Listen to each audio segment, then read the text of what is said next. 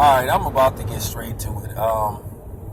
Eminem, to a certain degree, act like a big baby and a crybaby. He can dish it out, but he can't take it. And he always been like that. All of a sudden, Eminem mad because people told him the truth. Joe Buttons told him the truth. And a lot of other people told him the truth. Okay, this Kamikaze album, I heard it is pretty solid. It sounds like the Eminem from 1999 to 2002. You know, what it was, Eminem finally heard the truth. People didn't sugarcoat it and tell him that he was putting out good material when he wasn't. To me, every album Eminem put out after Relapse was trash to me. It was hot fucking garbage. And I think the problem was, once again, like I was saying, a lot of people were scared to criticize Eminem and just tell him the truth because they was fearful of backlash from not only his minions, but the media, certain people in the media that were trying to make it seem like it was a race thing when it really wasn't. It was just that Joe shit was garbage. I don't give a fuck what race you is. You got a whack ass album, you got a whack ass album. You know, me, I call it like how I see it. I thought some of my favorite rappers made whack-ass albums. I thought E40's The Whole of Game. I didn't like that album. I thought it was a whack-ass album. I didn't like Too Short's Cocktails. I thought that album was whack. You know, I'm just keeping it honest. You know, and Busta Rhymes' Anarchy, that was one of the worst albums ever made. It was horrible. So it ain't got nothing to do with no fucking color. But that's what it was. A lot of the black music critics knew Eminem shit was garbage. But they was worried about backlash. From white America. Oh, you're just trashing his album. You're just hating. You just don't like it. You're just hating on him because he's white. Because Eminem done got away with that for years. And what happened was, when the Revival came out, he just could no longer get away with it because that Revival album, it fucking stunk. It stunk.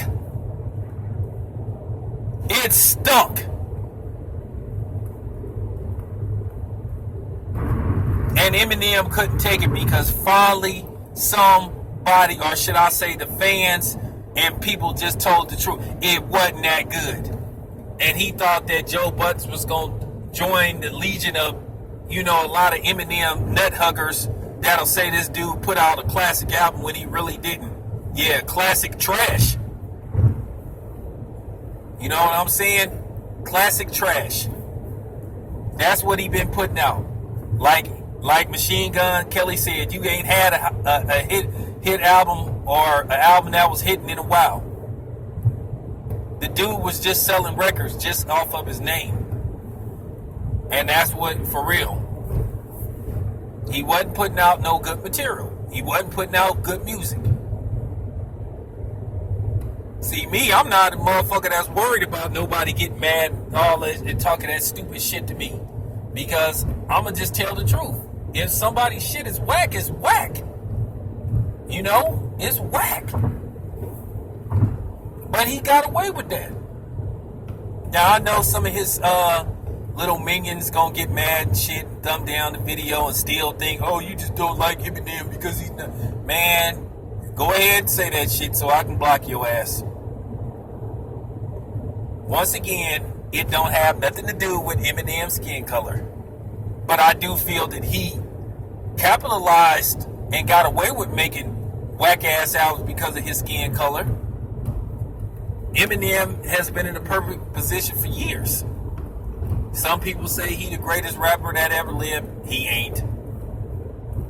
He ain't. Like I keep saying, if Eminem looked like me and rapped about some of the shit he rapped about, he wouldn't have a career. And it need to be said. The truth need to be told. Too many times, this dude was just like, not following the rules of hip hop.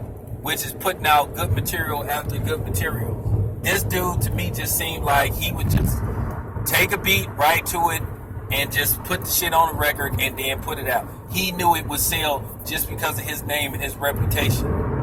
And to me, Eminem, like I said, really still really living off his work that he did with Dr. Dre. Because for some reason, people still think that Dr. Dre produced the majority of his albums, which he don't. Dr. Dre, to me, I don't think he's been doing any music lately. I wish he would, but he hasn't been putting out any music projects. I think he put out something a couple of years ago, but that wasn't what you call a Dr. Dre-like album. I mean, come on, man.